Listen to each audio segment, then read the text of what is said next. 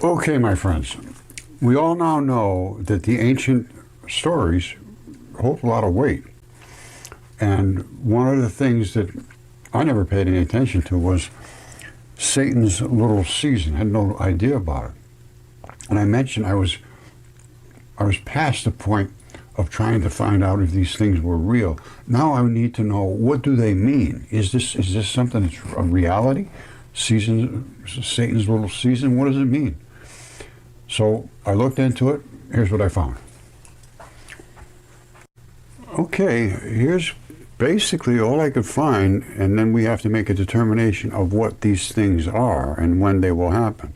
It said the basic biblical material explains the period found in Revelations 27 through 10 and Matthew 24:14 through 18. Events which will take place during this time are the great apostasy, the great tribulation, and the reign of the Antichrist. So let's start with the great apostasy.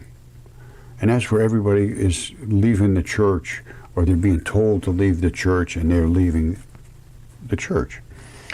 Or they're leaving the teachings of the church. To me, there's no real one church. There's the teachings of God in general, and then different churches have picked up different ways to implement that. But the big great apostasy is where everybody loses faith. It sounds like to me. Right, this is what the great apostasy refers to: a widespread falling away from the original doctrines and authority of Jesus Christ's church, occurring after the death of his apostles. In other words, when Jesus was here, they saw that there was some substance to this whole thing. When he was no longer here in the flesh, available to all the people to see miracles and all these crazy things, after a generation or two, they just said, "Oh, those people are crazy." And that's how it's worked throughout history. In the old stories of the giants and the gods and all that, dragons, everybody had them, 100%. But after a couple hundred years, they were all crazy people. So this is what has happened during the great apostasy. They fell away from the church. Well, they're coming back to the church now, as far as I can see.